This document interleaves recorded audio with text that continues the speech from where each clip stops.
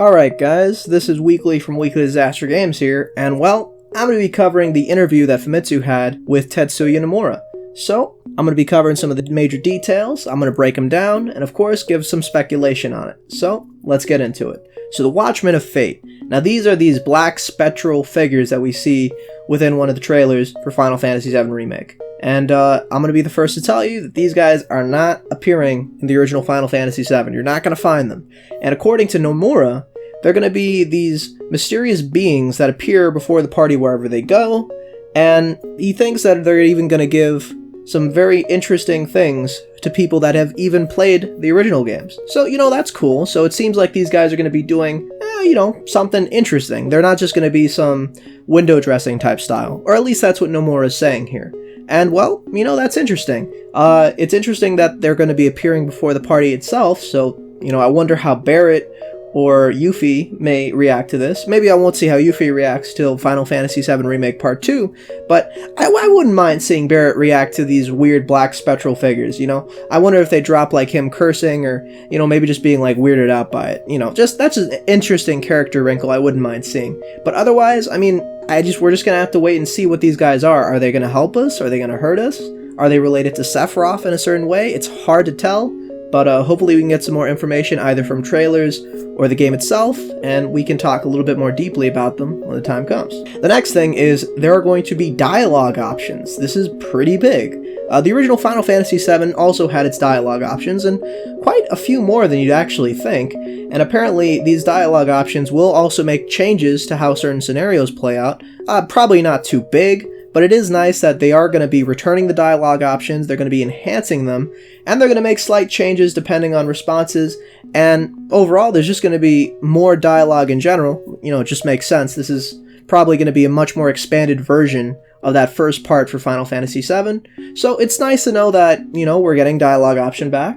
We're going to be getting, some changes. Who knows, maybe drastic things. Maybe certain things will happen to characters if you speak to them certain ways. And I am looking forward to that. I always like some replayability. I always like conversation choice. And Final Fantasy, they haven't tackled it that much. We got a little bit in 13 too. We obviously got a little bit in 15. But it's going to be interesting to see 7 Remake do it. And obviously, if they pull it off, it's going to be really nice seeing it throughout the other parts of the game series as it comes out. So the next thing is the Honey Bee Inn cross-dressing event. It's still in, and they're going to be making it a little modern. If they made the facility as they did in the original game, the physical unease would be staggering, so that's not good. And that's a direct quote from Tetsuya Nomura. So, for those that are unaware, the Honeybee Inn is a whole entire section of the game that I would say was played more for laughs and just for general comedy back in the day, back in 1997. But really, when you look at what's happening there, it's kind of like dark. Now, personally, I don't mind it too much. It was well executed at the time, there was no disrespect, but of course, with today's modern graphic visuals, things could get pretty dark pretty fast. So I am glad that they're keeping the cross-dressing event in, because no matter how you feel about it, it's going to be a meme, and we all love good memes here. At least I love good memes, so I really want to see that. But as far as toning down some of the darker parts, hey, I understand it. Like, the fact of the matter is there is literally a red room that you see, and a red room is, I don't want to say it because it's kind of very R-rated for YouTube, but they are not very good things that should be supported at all. So I don't mind not seeing that, personally.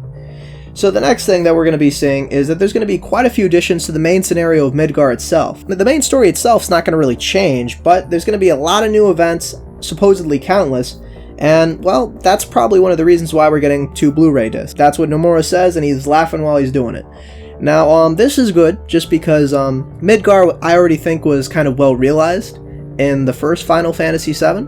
Like, I thought it was a very nice, succinct portion of the game, and a lot of people at the time when they were playing Final Fantasy VII thought that it was all based in Midgar, so they actually fooled quite a few people when they first played it. And to see that they're really going to go heads deep and focus completely on Final Fantasy VII Midgar, there could be some interesting things. I don't know how much they're going to do with it, it's hard to tell. Maybe we'll have like a shopping mall sequence, maybe we'll be running in the streets of Midgar towards the Shinra HQ rather than just going directly to it. There are all sorts of things that could happen, and to be honest, Midgar is a pretty legendary legendary city in gaming, and it can honestly evoke quite a few cool things. Like, you can get Blade Runner vibes, you can get all sorts of vibes directly from the city itself, and we did see a little bit of that in the original Final Fantasy VII, but I will admit, I'm starting to sit a little bit better with the fact that we're only going to be in Midgar. Of course, we're going to have to see how it turns out, but I am pleasantly optimistic and somewhat excited. Next up, Aerith and Tifa are going to be double heroines. One is going to be a Western style. It would seem Aerith is going to be taking that, while Tifa is going to be more of an Asian style. And the ethics department of Square Enix also told us that we had to tighten Tifa herself, make it so her chest isn't giant, and just so it's not unnatural during combat or intense action. And that's where they actually came up with the idea of having the black underwear fitted top that contains things. Now, I personally wasn't really asking for an explanation why they made Tifa the way she is, at least in this incarnation, because honestly, I thought she looked perfectly fine. Like, you can definitely tell that it's Tifa, and it changed in a modern way that isn't too bad. And I bet if she put on a dress, people would think that she's quite well endowed, if you get what I'm saying. As far as Aerith is concerned, I thought they did Aerith justice. Immediately, I really liked the look. And I actually kind of dig the idea of how they're going to make a Western and an Eastern inspired heroine. It's very interesting. I really like it. Again, it just allows more choice for the player, but basically, all you need to know is Aerith and Tifa are going to be representing two different styles of women. You know what? Choice is good amongst players, and we'll see who wins the waifu wars when the remake comes out. Hey, baby! So, that'll be fun when we get to that. The next thing we're going to be seeing is more of an emphasis on immersion and exhilaration. You can fight without stress, even though there are going to be fighting sequences where you may want to use the tactical mode where you freeze the game. The shortcuts are going to completely eliminate the fact that you're going to have to use that mode, and I'm sure a lot of players are going to be really using the shortcuts to quite a bit of advantage just to speed combat along. Now, this is good. Like, this is something I already mentioned in one of my earlier videos about how I really enjoy the tactical mode, where you kind of freeze the style, almost akin to VATS in Fallout 4. And it's really, I actually really like it. It really evokes the original turn-based Final Fantasy VII, how, you fill up your AP bar, and then bam, you can just do a really nice attack. And I do like how they're having shortcuts, because the speedrunner community, they're going to love that. They're going to be doing some really nice tricks. And, for certain people that, don't want to get too thick in the woods with the combat freezing, I think they're going to have fun with it. And personally, I'm probably going to use both. I'm probably going to use, the heavy frozen mode, probably in the beginning, and of course whenever I want to do something extremely cool, or perhaps if I'm in a difficult encounter, but I may be using the shortcuts quite a bit just to keep it going, and just have a little bit of extra fun with it. But of course, the nice thing is, the choice is yours, and honestly, I think I'm going to be going between both quite a bit. So that's nice that they talked a little bit more about that. Now, each playable character is going to have different enemy affinities. Now, what this probably means is just that, Barrett's probably going to be really good at taking out robots that are flying. He obviously has a gun arm, so he can handle ranged enemies.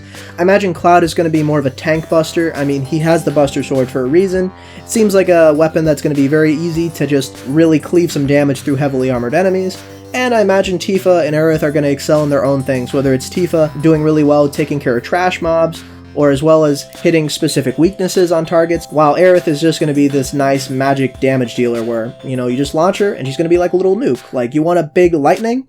Bam! You want a big fire? Bam! I think that's how Aerith is going to function, and I think we're going to see different things as the campaign unravels with how you want to use each character in a combat experience. There will be items required for MP recovery. This is fine. I mean, we have ethers in the modern Kingdom Hearts games, and they just fill up your MP bar. They're probably not going to be too expensive, just a mild little combat thing that you're going to have to keep in stock at all times if you want to use magic consistently. So I don't have too much of a problem with that. It seems like they want to make magic more of a premium resource, but they're going to have to give them these MP recovery items to add more of a cost to them. They're going to be doing a lot of damage, and that's what we want, but they can't just be doing it for free. And then finally, for the sake of level design, they're going to be pairing a few new enemies wherever necessary. And honestly, I think we've already seen some newer enemies within some of the trailers. I'll post some screenshots of what I've seen so far, but yeah, that's also very interesting. I'm not really sure what's going to be the narrative justification for it, but Shinra has had many scientific experiments, and it really would not surprise me if we actually run into some of these scientific experiences. So you know what? That's also interesting. And if we get some data logs on that,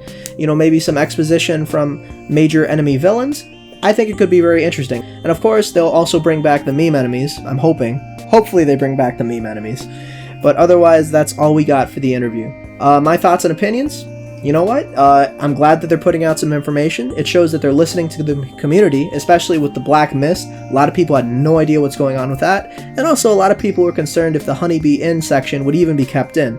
It's quite I would say it's quite a highlight of the original section of Midgar back in the main game, and I'm sure a lot of people would not be very happy if it was omitted completely. So to see that it's coming back and Cloud is going to be a meme once again, it's gonna be very funny when we get there. Anyway guys, this has been Weekly from Weekly Disaster Games. I hope you enjoyed this bit of a news video. I do have a new discussion video coming up, it's in the works, but I did want to cover this news just right here, just because Final Fantasy VII is a game I want to be covering, going on into the future, so I hope you enjoyed that. And if you did enjoy that, you can like the video right there, and if you have any comments, well, comment section's right there as well. And of course, if you want to go that extra mile and really go to help me, sharing the video is going to do a lot for me. And if you want to see any more RPG-based content, mostly around Japanese stuff, but a little bit of maybe games I like that may not be Japanese, all you gotta do is subscribe. Well, anyway, guys, I hope you have a wonderful day, and this will be Weekly out.